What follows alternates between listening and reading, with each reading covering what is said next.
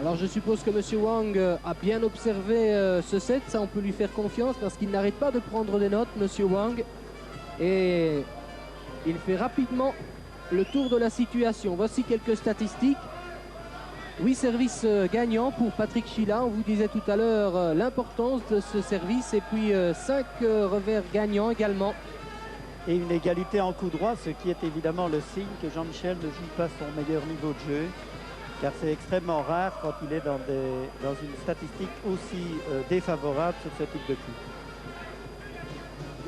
En tout cas, Patrick Chila a gagné le premier set, 21-16. Et Jean-Michel Sèvres n'a plus droit à l'erreur maintenant. S'il veut remporter cette partie, eh bien, il doit empocher les 2 sets suivants, les 2 manches suivantes. Il va devoir absolument s'accrocher, bien jouer et absolument éviter les périodes d'euphorie de son adversaire, qui commence avec le service.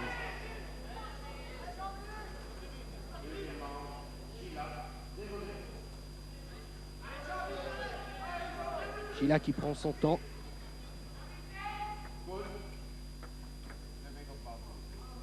Il faut signaler.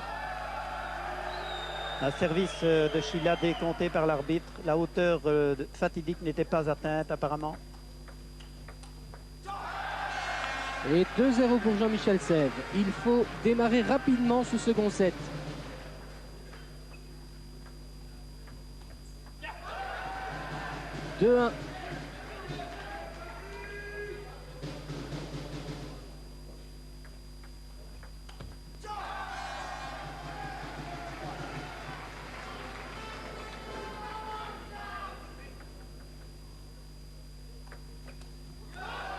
Jean-Michel qui a des difficultés à entrer dans la partie manifestement parce qu'il a eu 2 balles. Il a reçu 2 services pleins coup droit qui lui donnaient la possibilité de démarrer victorieusement. Il les a manqués. Oui, alors qu'il me semblait tout de même qu'il avait trouvé la solution au service de Patrick Chila, puisqu'il avait quand même pris 3 points.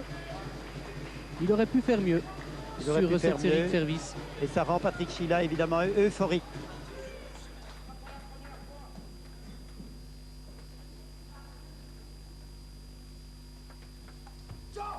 « 4-3.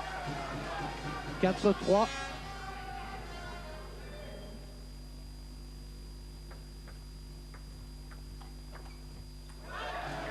« 4 partout. » Eh bien, c'est toujours aussi serré. Toujours aussi tendu entre les 2 hommes.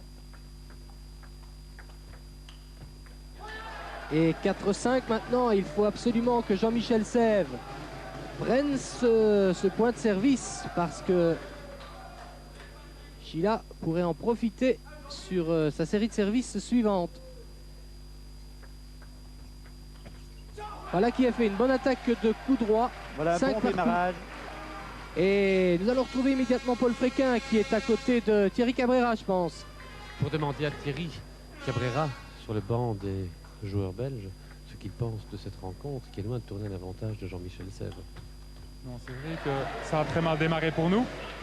Jean-Michel a pris un très mauvais départ au premier set, de par le fait qu'il a très mal retourné le service de Chila. Mais maintenant, au début du deuxième set, il s'y adapte beaucoup mieux. Et je crois qu'une fois qu'il va être dans le match, que ça va aller. Maintenant, Chila est un joueur qui joue avec un énorme pourcentage de risque.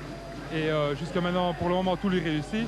Mais j'espère pour nous que ça ne va pas pouvoir continuer comme ça pendant 2 sets. 2 points d'écart maintenant pour Chila. C'est important. Et en voici 3. C'est important. Il a en plus la baraka avec lui. Il est temps que Jean-Michel se ressaisisse maintenant. 8-5, il n'y a rien de mal fait. Mais il est temps maintenant. Avant la partie, vous avez parlé à Jean-Michel. Il redoutait Chila. C'est un joueur qui a battu une fois Jean-Michel. Mais c'est toujours des matchs assez serrants. Et bon, c'est vrai qu'un Belgique-France, c'est toujours un match un petit peu spécial. Et bon, il n'y a aucun match gagné d'avance. Et c'est vrai qu'il redoutait un petit peu cet adversaire, oui. 5 points d'écart, c'est un méchant break. C'est un méchant break, il vient de faire 5 points d'affilée sur son service. Maintenant, Jean-Michel a le service, à lui de recoller au score tout de suite. Vous y croyez encore, Thierry Cabrera?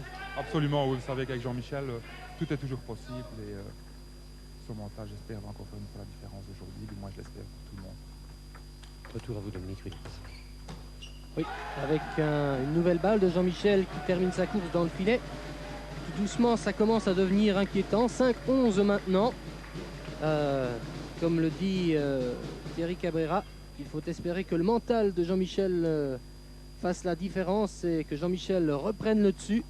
Il nous a déjà habitués à retourner des situations plus compromises encore, mais là, 5-12 maintenant, c'est fort compromis. C'est fort compromis non seulement par les chiffres, mais par la manière. Jean-Michel n'arrive pas à jouer à son niveau réel de jeu, alors que Patrick Chila, voyant certainement la possibilité de faire une performance nettement au-dessus de son classement, réussit dans toutes ses entreprises. Et oui, 5-13 maintenant. Va-t-on assister à une surprise déjà? Et une surprise qui nous serait évidemment défavorable.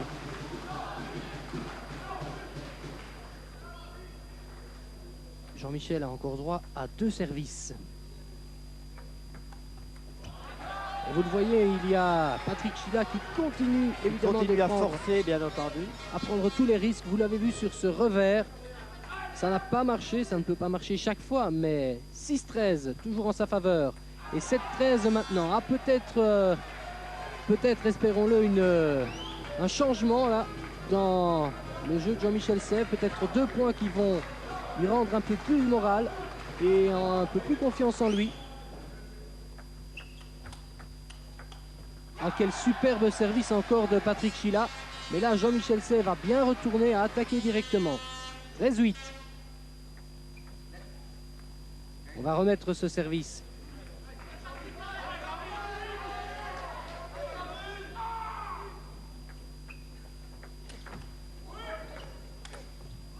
Il a à l'attaque. 14-8 maintenant. Je rappelle que la Belgique compte 2 points. De même que l'Allemagne et l'Autriche, alors que la France compte 0 points jusqu'à présent dans cette Ligue européenne.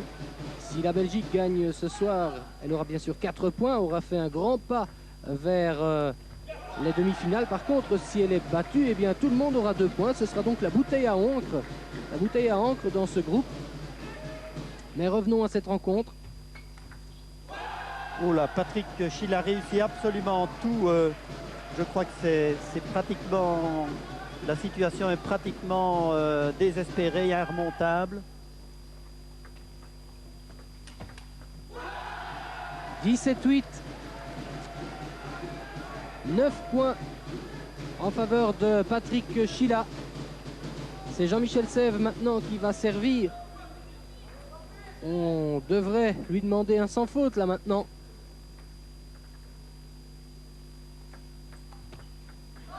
Un premier point, 9-17.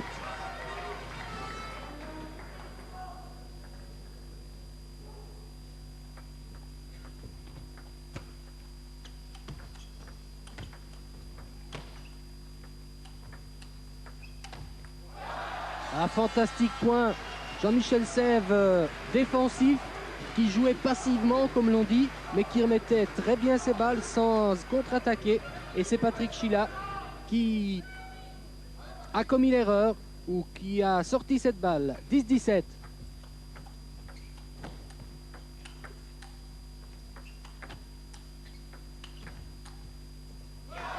Jean-Michel qui attaque. Évidemment, il n'a plus que cette solution. Il joue bien les derniers points, mais peut-être est-ce trop tard. 11-17.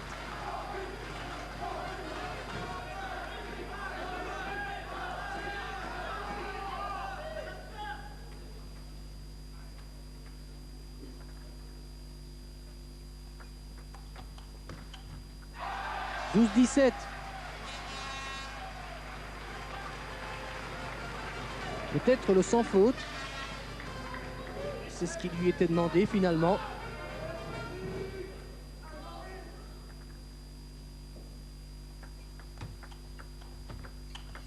Voilà le sans faute sur son service, 13-17, mais cela n'arrange pas encore les choses. Pas encore notre situation. 13-17 parce que c'est Patrick Chila maintenant qui va servir. Et vous pouvez être certain, il va attaquer derrière ses 5 services. En tout cas, voilà déjà un beau suspense.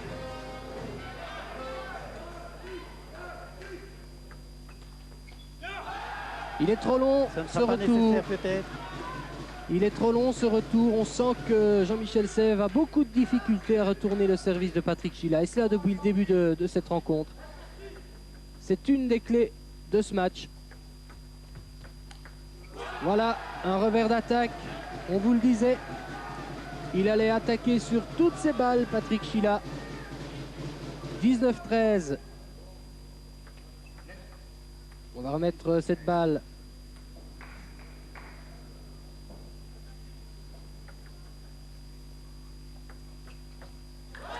« 20-13, eh bien ça fait 7 balles de match en faveur de Patrick Chila.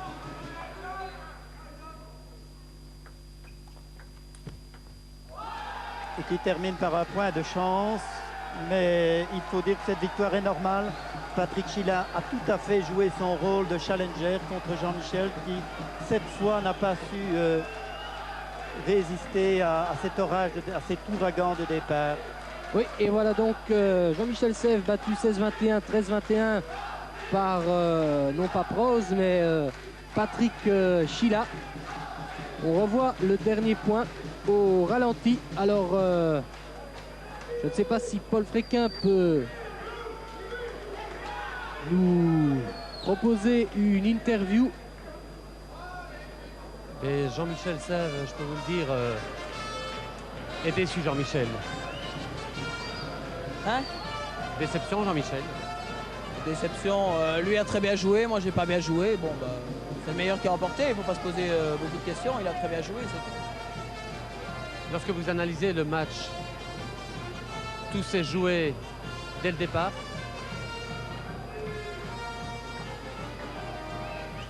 Non, bah, je sais pas bien, j'ai bien commencé, je menais 3-2, 3-1, 3-2 et puis lui a très bien joué sur son service et j'ai pas bien mis son service. Je sais pas si son service est très réglementaire, mais enfin bon, ça, il a bien servi et l'arbitre n'a rien dit, c'est tout. Comment est-ce qu'on va avaler cette défaite Jean-Michel? Il reste encore 6 matchs à jouer, rien n'est fait.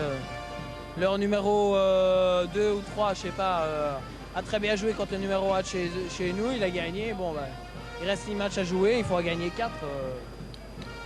Il faut que la Belgique soit capable aussi de gagner à plusieurs joueurs, même si moi je perds mon premier match d'entrée, je ne vais pas le gagner chaque fois et j'en perdrai encore maintenant. Donc lui, Andras doit jouer contre Gassia, il n'a rien à perdre. Et, ici, on ne retirera pas des services à Podpinka comme on l'a fait au championnat du monde. Je laisse Jean-Michel reprendre son souffle et je voudrais poser une question à Thierry Cabrera. Est-ce que ce n'est pas mauvais pour le moral, une défaite comme celle-là, inattendue, il faut bien le dire?